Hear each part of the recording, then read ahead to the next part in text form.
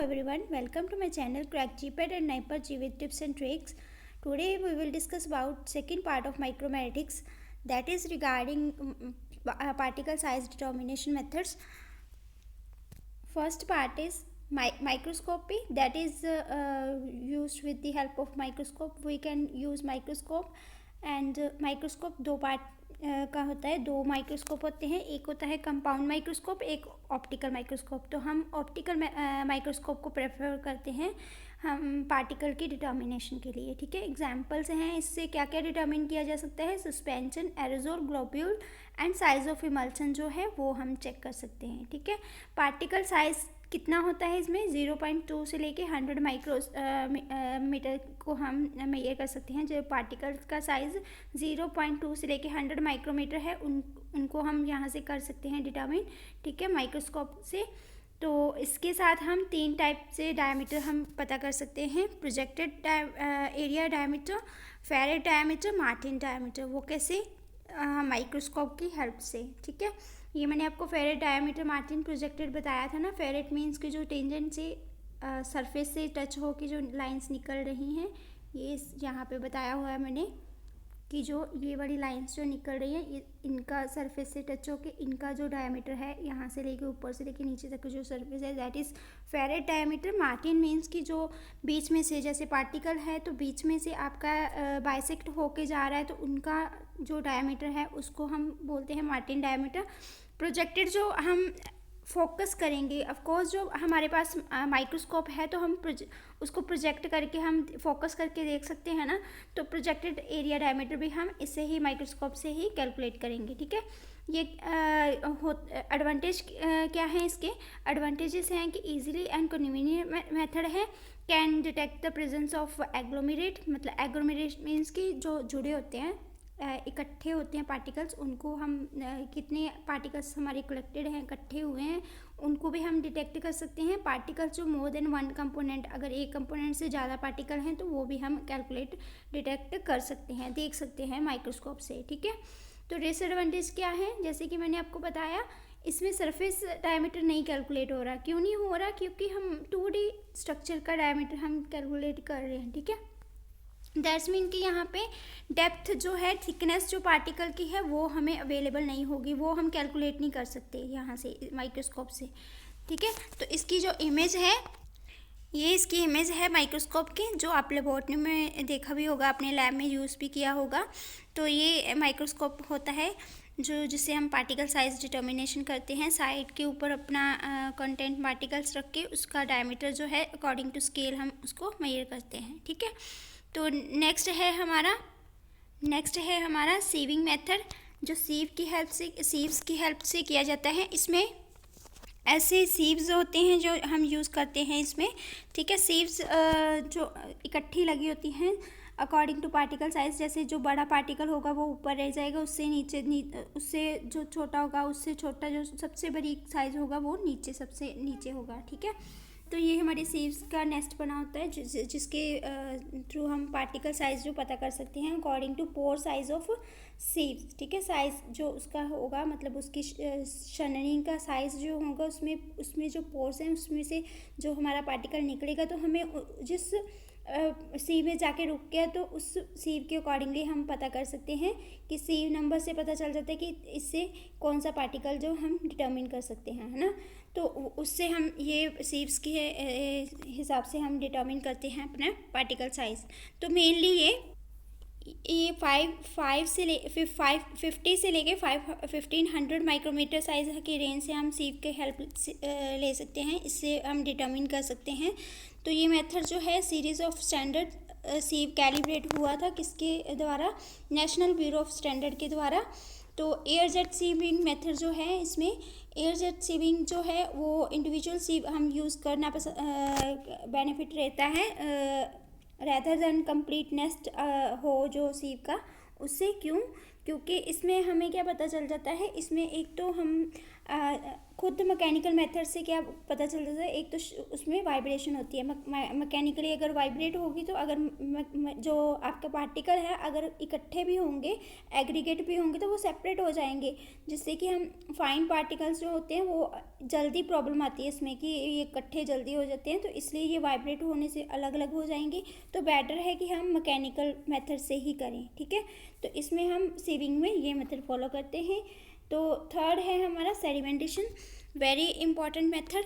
तो सेडिमेंटेशन से हम कैसे डिटेक्ट कर सकते हैं, जैसे सपोज मान लीजिए आपका कोई कंटेंट है, जैसे सेडिमेंटेशन का मैंने लास्ट टाइम भी बताया था कि सेडिमेंटेशन होता क्या है। सपोज आपका लिक्विड कंटेंट है, उसमें पार्टिकल्स हैं, ठीक है, पार्टिकल्स हैं उसमें, ये आपके पार्टिकल्स हैं। फर्स्ट डे आपके पार्टिकल ऐसे होंगे, सेकेंड डे कम होके नीचे थोड़ा बैठ जाएंगे यहाँ पे, थर्ड डे जो सारे पार्टिकल नीचे प्रेसिपिटेट बना लेंगे, ठीक है, सेटलिंग हो जाना पार्टिकल्स की, दैट इज़ कॉल्ड सेडिमेंटेशन, ठीक है। तो सेडिमेंटेशन हम कैसे पता कर सकते हैं, हाँ हम पता कर सकते हैं by Stokes law. Stokes law क्या होता है, स्टोक्स लॉ मीन्स कि जो हम सपोज मान लो आपका कंटेनर है, उसमें लिक्विड कंटेंट है, कोई भी होमोजेनियस सोल्यूशन ले लो आप, कोई भी ग्लिसरीन ले लो, कुछ भी ले लो, ठीक है, कोई भी सोल्यूशन ले लो यहाँ पे, ठीक है। यहाँ पे मैं सोल्यूशन लिख देती हूँ।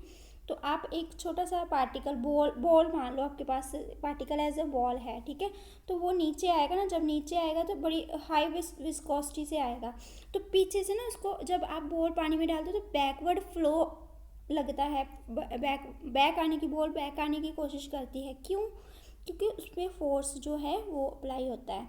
वो फोर्स कौन सा है, मैं पहले आपको बता दूं कि वो जो है फोर्स कौन सा है हमारा, फोर्स जो क्रिएट होता है due to acceleration of gravity, ठीक है।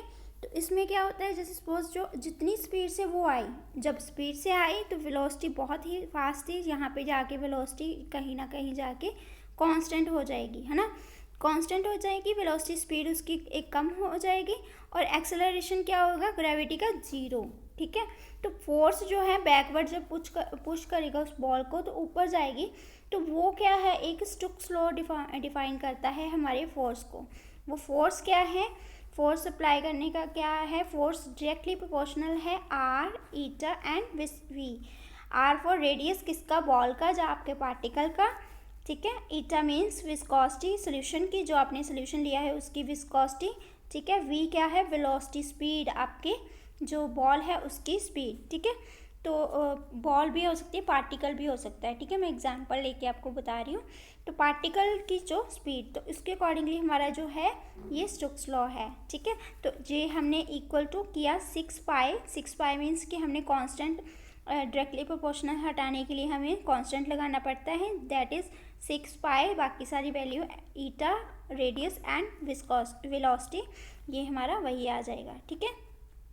तो नेक्स्ट है हमारा रेट ऑफ, इसके साथ ही कि स्टोक्स लॉ जो थ्योरेटिकली हम डिस्क्रिप्शन पढ़ सकते हैं, मोशन ऑफ फॉलिंग, जो मोशन मतलब उससे उसके मोशन से स्पीड से ही पता चल जाएगा, कैसे, क्योंकि उस पर ग्रेविटी का इफेक्ट पड़ रहा है, तो हम उसके अकॉर्डिंगली हम अपना यही मेथड सेम हम एंडरसन पिपेट में जो फॉलो होता है, जो हम सेडिमेंटेशन कैलकुलेट करने के लिए यूज़ करते हैं, तो वो हम देखते हैं। पहले हम ये इसका फॉर्मूला देखते हैं। रेट ऑफ सेटलिंग क्या होता है, D square rho 1 minus rho 0 not sorry then bracket close G divided by 18 eta, ठीक है।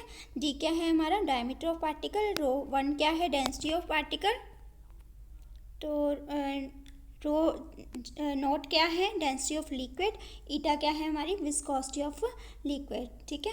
तो ये हमारा फॉर्मूला है जिससे हम रेट ऑफ सेटलिंग पता कर सकते हैं। तो नेक्स्ट इसका ही जो मेजर पॉइंट है, जैसे जो हमारी पिपेट है, डायग्राम पिपेट की ये हमारी है एंडरसन पिपेट, जैसे सपोज मान लो कि आपने यहाँ से कंटेंट डाला आपने, ठीक है, मान लो कि आपने कंटेंट डाला इसमें, तो कंटेंट नीचे जाएगा जब पिपेट में ही डालना है आपने, ठीक है। कंटेंट जो है जब धीरे धीरे नीचे फ्लो करेगा ना, तो जितनी विस्कोसिटी से वो जितना विस्कस होगा उतनी वेलोसिटी से वो आएगा, पार्टिकल जो आपके आएंगे तो वो एक लिमिट सेट होती है, एक lower limit and upper limit. तो वो जिस लिमिट पे वो स्केल पे जाके रुक गया, वहाँ से हमें उसका जो मोशन का जो जैसे सेटलिंग होता है, सेडिमेंटेशन होता है, मतलब पार्टिकल नीचे बैठ जाता है, तो वहाँ से हमें उसकी स्पीड पता चलेगी कितनी रेंज में वेलोसिटी में जा रहा है। तो वो वही सेम फिनोमेना कि स्टोक्स लॉ के अकॉर्डिंगली फोर्स जो बैकवर्ड अप्लाई होगा, जहाँ पे जाके वो रुक जाएगा, तो वहाँ हमें पता चल जाएगा अपना डायमीटर का। ठीक है, तो स्टोक्स डायमीटर जो होता है इससे ही हम कैलकुलेट करते हैं, मतलब वो कितनी स्पीड में आ रहा है। ठीक है, मान लो ये कंटेंट है, तो इसमें हमारा कंटेंट जो है सपोज मान लो कि 2 सेंटीमीटर आ रहा है पर मिनट। ठीक है, तो वो हमारा क्या हो जाएगा, उसके अकॉर्डिंगली हमारी जो हो जाएगा, क्या हो जाएगा, फोर्स जो रेट ऑफ सेडिमेंटेशन। ठीक है, तो ये है। इसके बाद हम करते हैं नेक्स्ट।